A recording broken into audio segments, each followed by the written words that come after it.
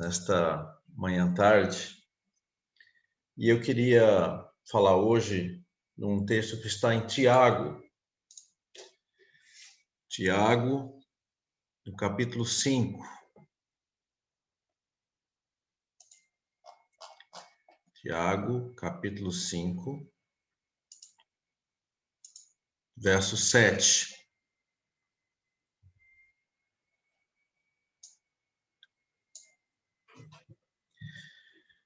Tiago 5, verso 7. A partir do verso 7.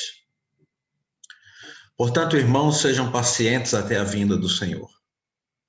Vejam como o agricultor aguarda que a terra produza preciosa colheita e como espera com paciência até virem as chuvas do outono e da primavera. Sejam também pacientes e fortaleçam o coração, pois a vinda do Senhor está próxima. Irmãos, não se queixem uns dos outros, para que não sejam julgados. O juiz já está às portas. Irmãos, tenham os profetas que falaram em nome do Senhor como exemplo de paciência diante do sofrimento. Como vocês sabem, nós consideramos felizes aqueles que mostraram perseverança. Vocês ouviram falar sobre a paciência de Jó e viram o fim que o Senhor lhe proporcionou. O Senhor é cheio de compaixão e misericórdia. Amém. Muito se fala sobre a paciência de Jó, de ter a paciência como a paciência de Jó.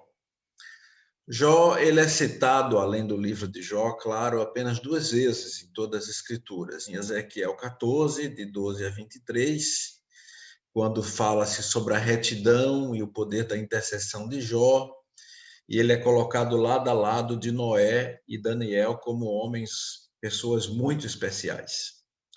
E o segundo texto na Bíblia que fala sobre o livro de Jó, que fala sobre a vida de Jó, é justamente esse texto de Tiago, capítulo 5, versículo 11, que é um texto que, no contexto geral, fala sobre a paciência. Nesse texto de Tiago, mostra que a palavra usada aqui na NVI é a palavra perseverança, de que nós precisamos ter perseverança, como teve Jó. Então, é isso que ele diz, que nós, aqueles que mostraram perseverança. Mas ele fala também, né, sobre a paciência de Jó. E há uma versão, que é a chamada Bíblia do Peregrino, fala sobre a resistência de Jó. Em outras, até a da CNBB, por exemplo, fala da constância de Jó.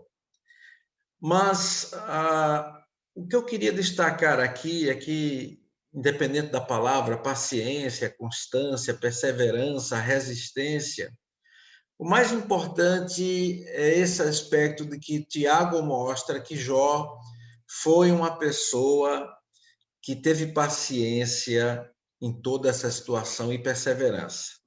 Não significa que a paciência de Jó ela foi uma paciência, vamos assim dizer, até de uma certa forma tranquila, de mais ligado à indiferença. Não foi isso.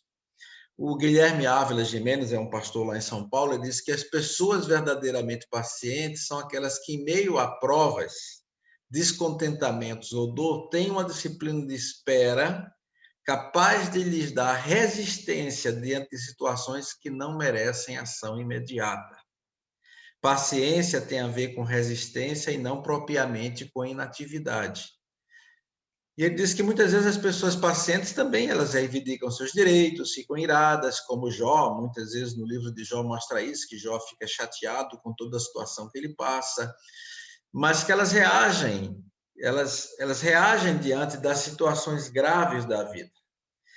Então, a questão é que, para ele, a paciência no livro de Jó mostra um Jó que é paciente no sentido de que ele domina o seu ímpeto, mantém o seu controle, ele tem domínio próprio, ele tem capacidade de esperar no tempo certo de Deus, e isso muitas vezes não é fácil.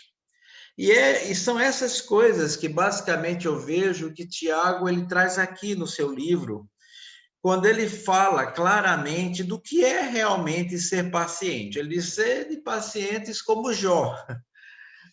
Olha, gente, não tem nem como comparar aquilo que Jó passou com aquilo que nós passamos. Aquilo que Jó passou foi infinitamente muito mais difícil, muito mais complicado, foi uma dor muito maior, foi um sofrimento muito maior.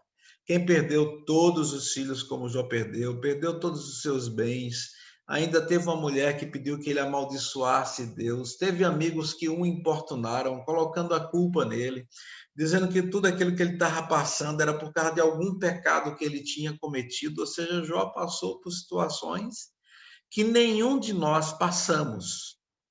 Mas mesmo assim, Tiago diz: olha, sede pacientes, ou perseverantes, ou constantes, ou resistentes. Vamos usar todas essas palavras, como Jó foi.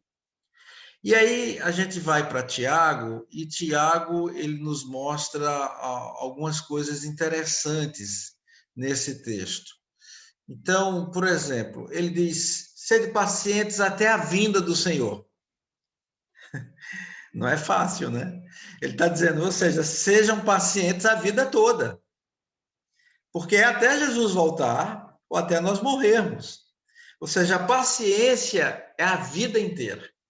E ele diz no verso 7, vejam como o agricultor aguarda que a terra produza a preciosa colheita e como espera com paciência até verem as chuvas do outono e da primavera. Então ele diz que, em primeiro lugar, a gente tem que ter uma paciência como do agricultor, que semeia a terra, e faz com que a terra ela possa produzir uma ótima colheita, mas para isso ele semeia a terra. Ele faz todo o trabalho que nós sabemos que não é fácil do agricultor. Claro que eu não estou nem falando do agronegócio, daquele todo mecanizado, eu estou falando da agricultura como era de antigamente, que algumas pessoas, claro, que ainda continuam na base da enxada, de realmente cavar com as próprias mãos, de fazer aquela agricultura muito familiar, e muito pequena, né? Às vezes uma agricultura pequena, às vezes até de espaço de quintal, porque tem muito aqui em Portugal, né? Essa agricultura pequena. Claro que tem agricultura, como eu falei, do agronegócio, mas estou falando, me referindo mais, é isso que o Tiago se refere, essa agricultura pequena, de você tirar os matos, de realmente tirar tudo aquilo que não presta na terra, deixar a terra pronta, né? Colocar todos os adubos na terra para que ela possa ser uma terra forte, uma terra que realmente possa produzir frutos, e aí você plantar as sementes. Então tem todo o trabalho, mas ele fala sobre isso que a gente tem que aguardar, que a terra produza a preciosa colheita. Dentro desse todo esse trabalho, e ele fala, e como espera, o agricultor espera com paciência até virem as chuvas do outono e da primavera. Então, paciência para mim, quando ele fala nesse exemplo do agricultor, é esperar as estações da vida. E quando eu falo as estações da vida, é que Tiago fala que as estações das chuvas de outono, as chuvas de primavera, ou como tem as chuvas de março também, né, lá no Brasil, mas as chuvas que vêm no período certo, elas vêm. Mas há períodos que também não vem chuva. E nós sabemos que às vezes acontecem secas, etc. Mas eu vou me referir às estações normais da vida. Então ele está dizendo, esperem as estações, ou seja, Deus criou tudo para que as coisas aconteçam como tem que acontecer. As chuvas de outono, as chuvas de primavera, as chuvas de verão. Então, há as chuvas que Deus fez com que as coisas, o ciclo da vida, as estações da vida acontecessem de forma normal. Ou seja, Deus está no controle. Deus está no controle das estações da vida. Deus está no controle das nossas vidas e das estações das nossas vidas. As coisas nas nossas vidas não acontecem por acaso. Então, é isso que eu creio que o Tiago quer dizer para nós. Olha, há tudo no seu tempo certo, no seu tempo determinado. E o agricultor, ele espera que as chuvas venham como elas têm que vir no outono e na primavera, no tempo determinado. Então, a paciência é esperar pelo tempo de Deus, pelo tempo que Deus tem para nós, que é o tempo certo. E isso não é fácil, nós sabemos. Não é fácil ser pacientes quando a gente não vê. Não é fácil ser pacientes quando a gente está esperando até as estações certas da vida, as estações certas acontecerem e elas não acontecem, porque às vezes há uma seca terrível. E aí eu quero falar especificamente agora para aqueles que estão passando talvez por esse período de deserto muito longo, esse período de seca imensa, em que você não vê as chuvas normais acontecendo sobre a sua vida, as bênçãos de Deus acontecendo sobre a sua vida. Espere, porque elas virão no tempo certo, ainda que haja secas entre as estações elas voltam a acontecer novamente. Elas voltam a surgir novamente. Então, Tiago fala sobre isso, sobre paciência de esperar as estações certas, as estações de Deus para a nossa vida. A segunda coisa, Tiago fala no verso 8: sejam também pacientes e fortaleçam o coração, pois a vinda do Senhor está próxima. Ou seja, ele fala novamente sobre a vinda do Senhor. Tiago tem esse anseio imenso pela vinda do Senhor Jesus. E ele diz: sejam pacientes e fortaleçam o coração. Enquanto ele não vem, fortaleçam o coração. Então, a paciência não é indiferença nem descaso. É a confiança em Deus fortalecendo o coração. Não é indiferença. Não é ficar indiferente à vida. Não é ficar completamente, vamos assim dizer, murchos, tristes, esperando que as coisas aconteçam. Não é não fazer nada. Paciência não é não fazer nada. Paciência é fortalecer o coração. O fortalecimento do coração é o mais importante. Porque se o nosso coração, nos períodos difíceis da vida, ele está fortalecido, não importa o que nós passamos na vida. Você prestou atenção no que eu falei? Se o seu coração está fortalecido, não importa o que você passa na vida. O mais importante é que você tenha o coração forte diante dele, um coração fortalecido. Então, ser paciente é fortalecer o coração. Em síntese, nos períodos difíceis da vida, nos períodos de tribulação, nos períodos de desertos, de secas da vida, fortaleça o coração. Encha o seu coração. O contentamento, como diz muito bem Paulo, não depende daquilo que nós temos. Paulo diz: aprendi a viver contente em toda e qualquer situação, tanto de escassez como de abundância. Tudo posso naquele que me fortalece. Então, Paulo diz que o contentamento não depende do que nós temos. Não depende se as bênçãos vêm ou não vêm. O mais importante, quando ele diz que o contentamento só vem, gente, quando o coração está fortalecido. Você quer ser uma pessoa contente em todas as situações? Fortaleça o seu coração no Senhor, ou seja, é a comunhão com Deus. Quando Paulo diz tudo posso naquele que me fortalece, Tiago está falando de fortaleza, né? Fortaleçam o coração. Aí Paulo diz: tudo posso naquele que me fortalece. Então, quem é que fortalece o coração de Paulo?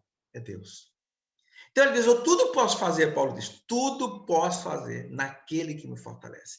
Então, isso que Paulo fala bate com aquilo que Tiago fala aqui. Sede pacientes e fortaleçam o coração. Porque quando a gente fortalece o coração, tudo posso naquele que me fortalece. Então, quando a gente confia no Senhor, nós podemos todas as coisas, porque o nosso coração está fortalecido, ainda que a gente não veja. Mas, acima de tudo, esse fortalecer o coração é nos trazer contentamento. Contentamento na vida.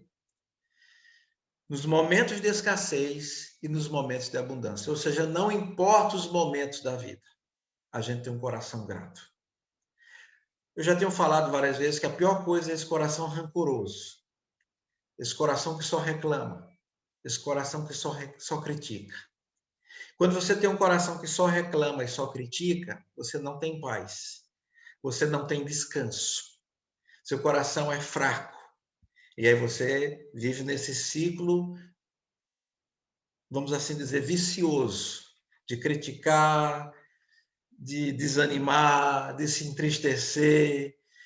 Realmente, esse ciclo da vida é um ciclo terrível, que aí o seu coração fica amargurado, fica triste, fica cheio de rancor, e uma coisa leva a outra. Mas quando a gente tem um coração fortalecido, a gente tem um coração descansado, a gente tem um coração paciente, a gente tem um coração contente, seja na escassez, seja na abundância. Então, a segunda coisa que Tiago fala é que a paciência não é indiferença nem descaso, é confiança no Senhor, é fortalecer o coração.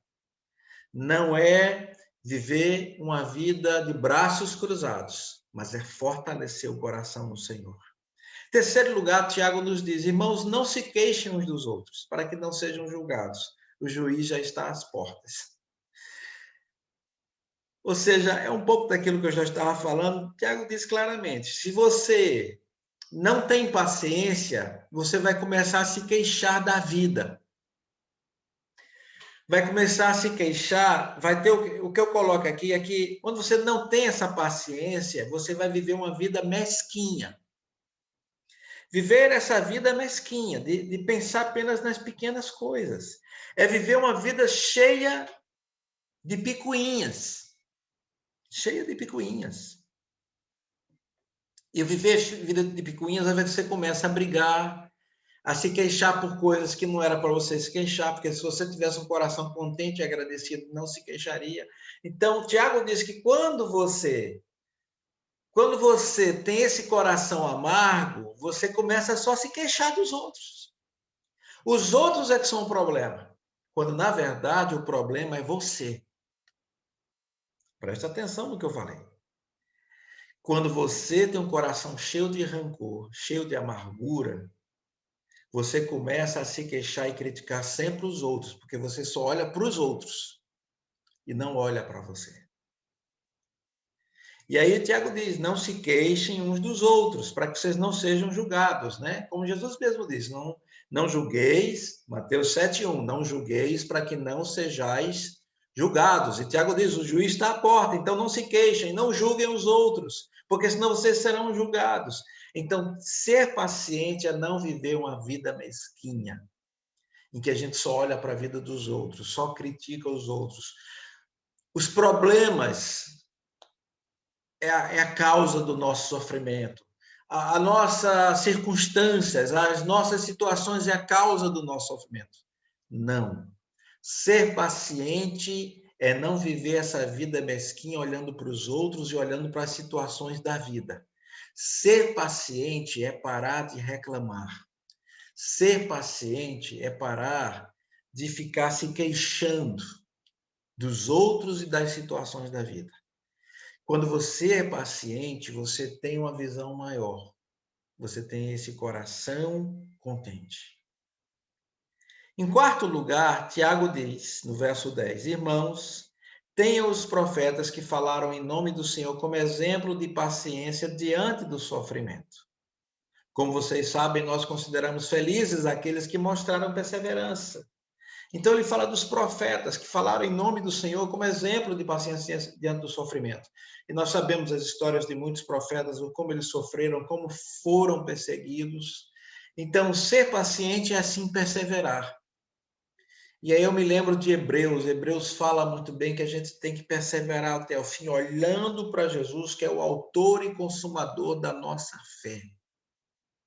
E aí ele fala, Hebreus 11, né? Ele mostra toda a história de Abraão, de Moisés, né? De Isaac, de Noé, como eles perseveraram diante das dificuldades da vida, diante dos sofrimentos. Ele faz uma lista enorme das pessoas que alguns foram cerrados ao meio. Ele fala que essas pessoas que sofreram, o mundo não era digno delas. É o que o escritor aos Hebreus fala. Então, aqui ele diz: olha para a paciência deles diante do sofrimento. Então, felizes são aqueles felizes. Você quer ser feliz? Você está buscando a felicidade? Tiago diz: felizes são os que mostraram perseverança diante das coisas difíceis da vida. Felizes são os que perseveraram no sofrimento. Felizes foram aqueles que, em vez de se queixar, se alegraram diante do sofrimento. Por isso que Paulo diz, quando está preso na prisão, ele escreve aos Filipenses muito bem: alegrai-vos no Senhor. Outra vez vos digo, alegrai-vos. Essa é a verdadeira alegria e felicidade. É que diante desse sofrimento, nem o sofrimento tira essa alegria do coração da gente. Em último lugar, gente, ser paciente é confiar no fim que Deus nos dá. E aí ele traz o exemplo de Jó. Vocês ouviram falar da paciência de Jó e viram o fim que o Senhor lhe proporcionou. O Senhor é cheio de compaixão e misericórdia. Então, Tiago fala do fim. Então, o importante não é apenas o começo, não é importante apenas o caminho, o caminhar ao longo do caminho, o viver a vida ao longo do caminho, mas é o fim que Deus tem para nós. Então, ser paciente é confiar no fim que Deus tem para nós em todas as coisas. Qual é o fim que Deus tem para nós? Tiago diz, então, que Deus é um Deus cheio de compaixão e misericórdia, como foi compassivo, como foi misericordioso com Jó, ele também vai ser conosco. Por causa da perseverança, da constância, da resistência, da paciência de Jó, todos esses atributos de Jó, por causa disso tudo na vida de Jó, Deus lhe proporcionou um fim maravilhoso, restaurou a sua família, lhe deu novos filhos, restaurou toda a sua riqueza, mudou a sua sorte. O mais importante não é só o começo, não é só a caminhada ao longo do trajeto. Na verdade, é uma maratona, né? A maratona não é apenas você como você inicia a corrida, como você corre a corrida, mas como você chega até o fim. E precisa-se dosar os passos na hora certa, precisa-se correr mais um pouco na hora certa quando tem que correr.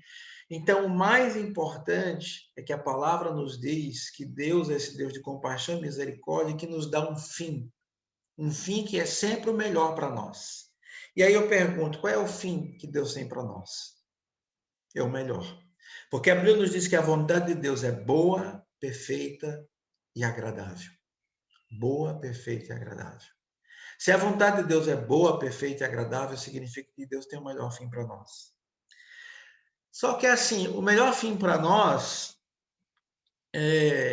pode não ser o fim que nós achamos que os outros também acham que é o melhor para nós. O fim de Pedro foi morrer de cabeça para baixo numa cruz. Mas para ele foi o melhor fim. E ele diz, eu nem sou digno de morrer igual ao meu Senhor, por isso me crucifiquem cabeça para baixo. Mas para Pedro foi uma glória ser crucificado igual foi o Senhor. Foi o fim que nós imaginávamos para Pedro, não foi. Jeremias morreu os seus dias no Egito, no exílio, completamente exilado, mesmo sendo homem super perseverante, mesmo sendo homem muito abençoado por Deus, mas a grande verdade é que Jeremias, ele morreu de uma certa forma num ostracismo. A questão é, o que é o melhor fim de Deus para nós? É o fim que as pessoas esperam? É o fim que nós esperamos? Não. O fim que Deus tem para nós é o melhor fim, porque é o melhor fim dele para nós. E não importa como tenhamos. E teve outros que tiveram fins gloriosos. Fins gloriosos. Cheios até de sucesso humano, cheios de perseverança. A grande verdade é que não importa que tipo de fim é. O que importa é se é o fim que Deus tem para nós. E o fim de Deus para nós é sempre o melhor para nós. É sempre o melhor que Ele tem para nós. Portanto, irmãos, ser paciente é fácil? Não, não é. Ser perseverante, constante, resistente diante das dificuldades da vida é fácil? Não, não é. Mas é o que Deus nos chama a ser. Pacientes, constantes, perseverantes, resistentes, sem estar de braços cruzados, mas fortalecendo o coração no Senhor, sabendo que Ele tem o melhor fim para cada um de nós. Que o Senhor nos abençoe. grandemente. Vamos orar nesse momento? Pai, muito obrigado pela tua palavra, obrigado por aquilo que ela nos traz. Obrigado, Senhor, porque a tua palavra é que nos fortalece, a tua palavra que nos orienta, a tua palavra que nos ensina, a tua palavra que nos conforta e a tua palavra que nos dá a graça para a gente perseverar até o fim. Muito obrigado por tudo, Pai. E que a graça de nosso Senhor e Salvador Jesus Cristo, e que o amor de Deus, nosso eterno e poderoso Pai, e as bênçãos do Espírito Santo sejam sobre todos nós e sobre todo o povo de Deus na face da terra, hoje, para todos sempre. Amém.